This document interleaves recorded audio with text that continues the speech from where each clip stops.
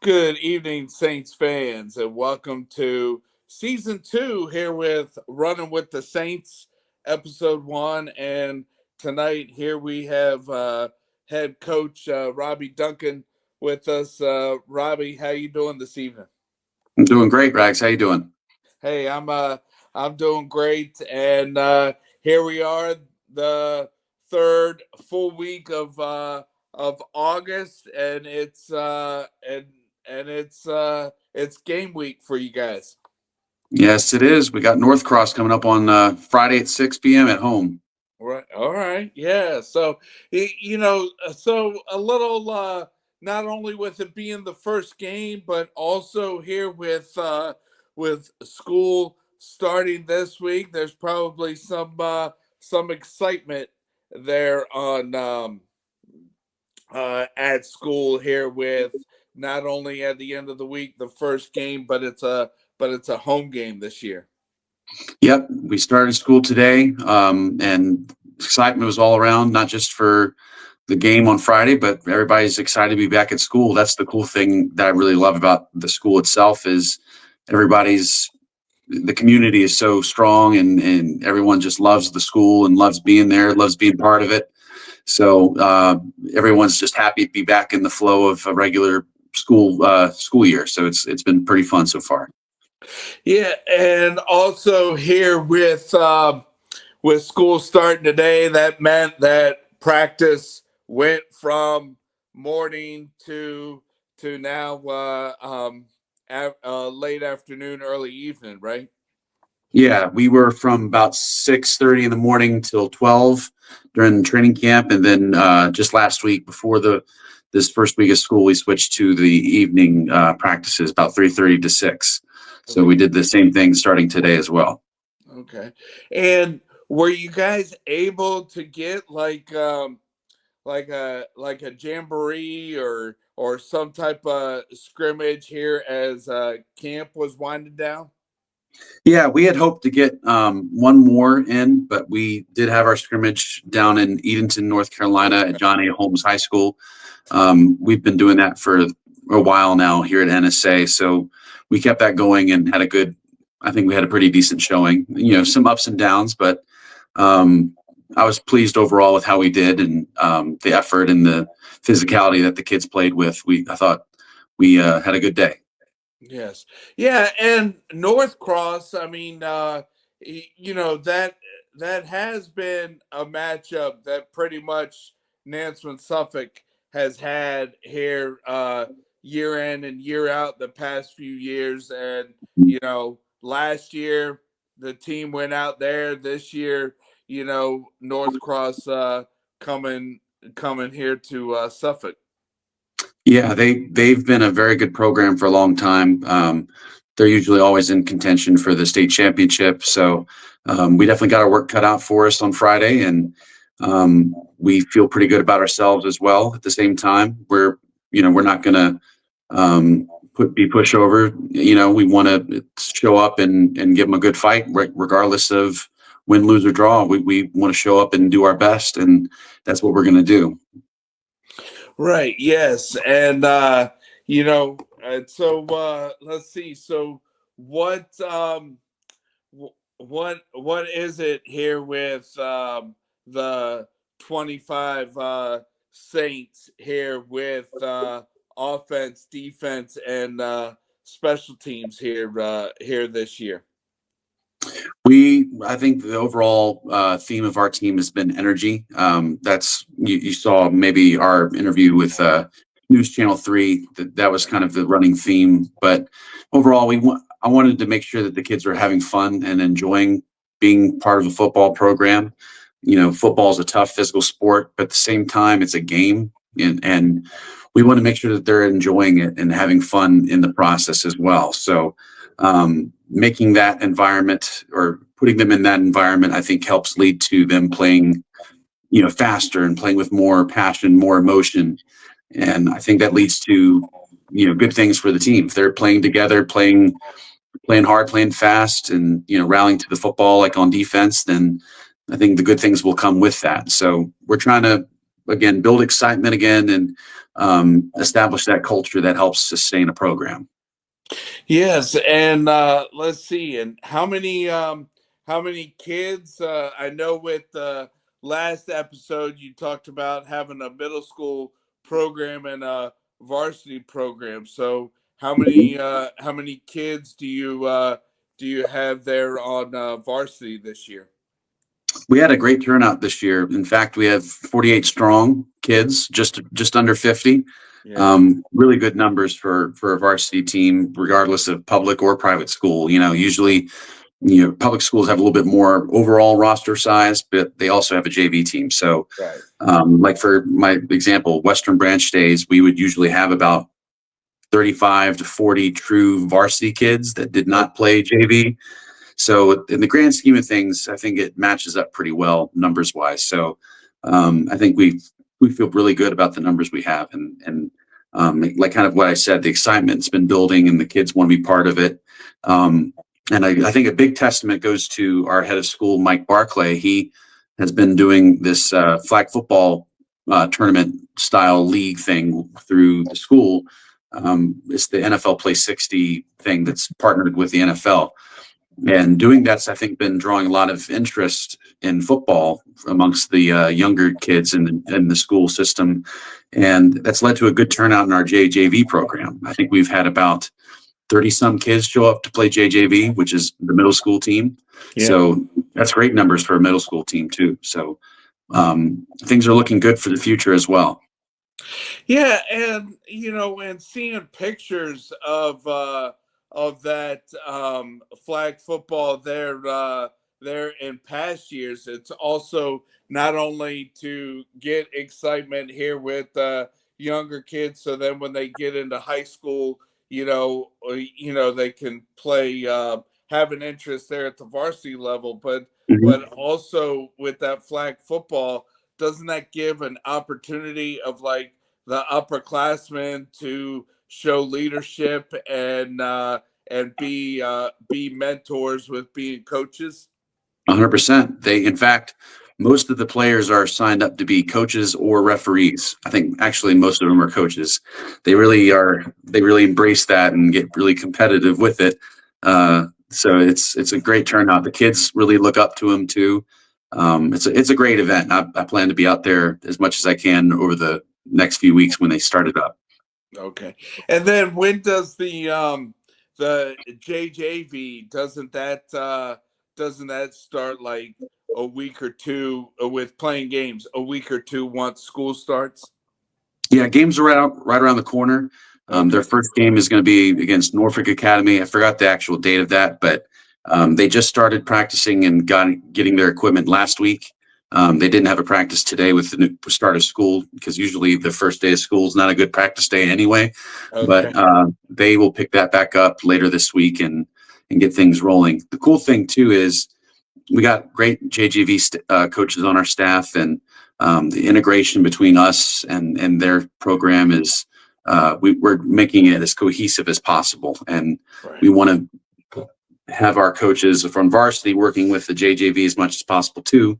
That way they're getting all the coaching from 6th grade all the way through 12th from the same coaches. If we can keep the same coaches here, that'd be even better because that's continuity for 9 straight years essentially. Right.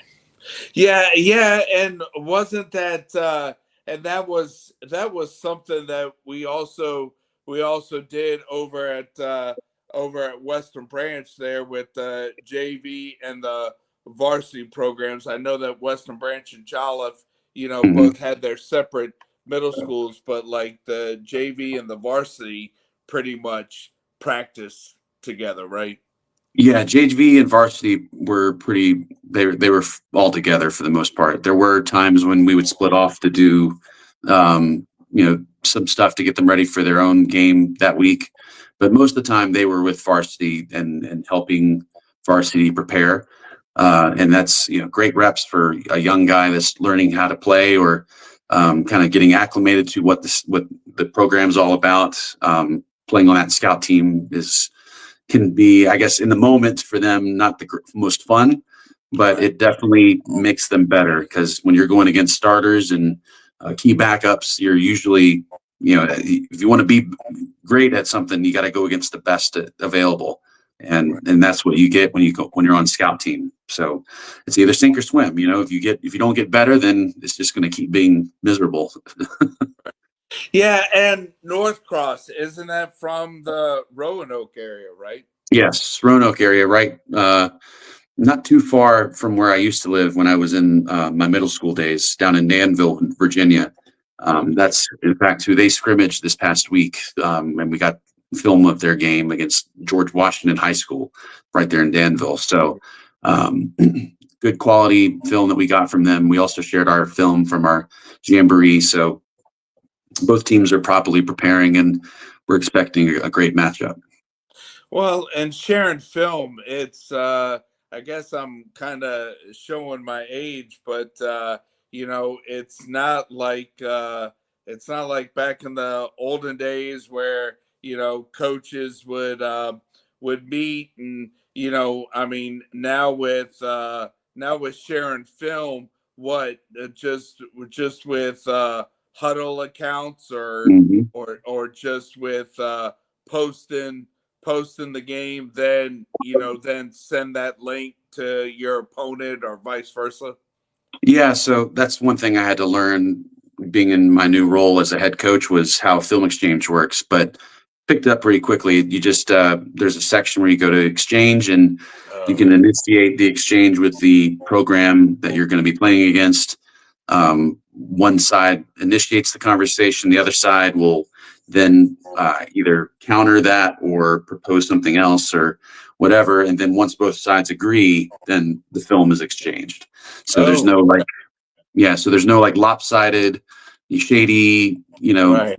things going on. It's all fair and done evenly. Yeah, so it's not like one team showing the initiative, reaching out Hmm. to the opponent, and then the opponent says thank you, and then doesn't And not return send the anything. favor. Yeah, that'd be awful. But But so no, yeah, we make sure we agree before we do anything, because right. we don't want to be on the short end of the stick when it comes to those things. Yeah. And how many returners are there from last year's team? I believe we kept most of our returners that didn't graduate from the senior class. Obviously, we did have a good number of recruits that came. I wouldn't say recruits, transfers, I should say, from Iowa White Academy. They a couple of kids that are really talented that we were happy to get. One is named Jack Sims. He's a receiver and defensive back, running back and linebacker Trent Harrison, and then another Iowa White kid named Jet Harris or Jet Williams. He's a D end and fullback, and just an overall really good athlete as well. So they've been some pretty key contributors right off the get go from another program, and they've fit in very well with everybody there. It's like they've been here all along. So we're excited with the guys that we have, and the returning guys that were there. They're really, they're chomping at the bit to get back after it and kind of prove themselves to everybody that, they're capable of a lot of good football. And we're hoping to put that to showcase on Friday. Yeah, and I think, I mean, I know that the paper has kind of scaled back, and there's a lot more online, and but I think with what this is the first year that I remember local TV doing, like, the last month, a segment of each area football program. And then, of course, Mhm. what Jamie and Larry do at the Virginia Pilot, and so just our area of reporting high school football, public school, private school, definitely do a good job, and here in this area. Yeah, they do. The coverage is always strong. I do think, not to be too negative, but I do think that the private schools are a little not as covered as much as the public schools.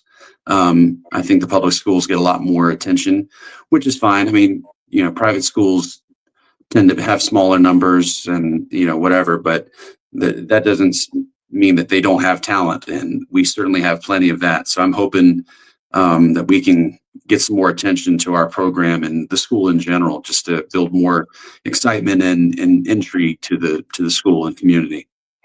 Yeah, and one thing that I talked about with Mike Beal last year, it's with the competition here of the football here within the state, you would think that maybe they would increase the playoffs to 8 teams, because right now it's just four. When you finish the regular season, you got a semifinal and a final. I mean, it would be nice, that somehow maybe expand to another four and have a quarterfinal, semi, and then a championship. Yeah, I mean, yeah, it'd be nice, but I also kind of like it. If you don't make the final four, the top four, then do better. Right. I think it encourages for um, a better product overall. I mean, I think one thing I didn't like about uh, the public school system was, especially for our division at Western Branch, was too many teams going into the playoffs that Right. didn't deserve it. I mean, yeah, sure, anybody has a shot to go on a run, but when you have a eighth seed going against the top seed in their division, I mean, what's the point? Right. The likelihood of that upset is, it's just not, it's not there. Like, I rather would have the best actual teams that deserve to be there, that actually have a true shot at the state title, to go at it. And sure, we want more schools involved, but if they're a 3-win, 4-win team, I think you're just kind of wasting other people's time at that point. Right. Yes. And let's see. And not only for the players, but I know last year, you were head coach there at the JV level, but how's things going for Coach Duncan here with being head coach here at the varsity level come this Friday when the ball gets teed up and the lights come on? It's everything up to this point has just been a blast. I've had so much fun being here. The support across the board has been amazing. Parents, staff, faculty, administration. It's all been just overwhelmingly positive. And being in the first time in this role, there's certainly some things to grow and learn from. And I think the support in that area has been also very strong. And not that I've made necessarily mistakes that that have been like detrimental or something, but there's certainly things to learn and adapt from, with how you message with parents, how you plan certain things, logistically speaking. Those certain things I think I've learned a lot from, and wanted to make sure that I be as strong of a communicator to the parents, especially, and be compromising and understanding of certain situations, so that I think that builds a good program, as well as just that coach to parent relationship is very important. And that's something I want to make sure I do right by as well. Right. Yes. And Robbie, I know that last year, I had connected there with Coach Beal, and called this episode here season 2, and so looking here to have a weekly drum beat here with Saints football, and maybe we can do it here with Monday night. So just excited for you, and just looking forward here to see how this Friday night goes. Yeah, thank you. We're very excited. I'm going to be very fired up. I'm definitely going to need my get back coach to keep me off the field and on the sideline. But I'm definitely one that celebrates the big plays when they happen. And I try to get everybody involved as excited and hyped as I get. Even Friday night, if you saw the film, I'm jumping up and down, yelling "Let's go" and Right. giving as many high fives as I can. It's just, you got to love it. You got to have fun with it, and uh, I think that's something. I'm hoping that that's something that the players and the rest of the staff and community feed off of as well. That helps drive out even more positive energy and excitement. Well, hey, Robbie, I know that when Elizabeth and I, came to your parents, your dad's church there in April, and we're talking to your dad there as we're leaving, and he's the one that gave us the news. So I know that you talk about being excited. I know that your family's definitely excited for you. They're very excited. It's the topic of every dinner and conversation we have. A lot of Yeah, questions and a lot of intrigue and how did practice go today and all that stuff. And it's a lot of fun. Happy to love talking ball any time of the day and any day of the week. So football is always a big point of conversation for us. yeah, and then also Suffolk. I mean, with that little local newspaper, they do a good job with covering high school sports there. While over the years the Clipper, the Currents has Mhm. but Suffolk still has a newspaper that does a good job with promoting high school athletics. Yeah, I haven't had any conversations with them yet, or had them reach out, but I'm sure that will come soon or maybe as we even get closer to the game. But looking forward to that when they do. Yes. Well, hey, so what? Friday night, 6 p.m. is when it kicks off. So have a good rest of the week of practice and go Saints there Friday night. And any last words? No, just I hope to see everybody there. Get as many people there as possible. Cheer on the players, and let's get let's get the excitement back in that stadium and have a great time Friday night. All right. Well, Saints fans, that's Robbie Duncan here, the head coach, and as we preview here the opening game this Friday night. Go Saints.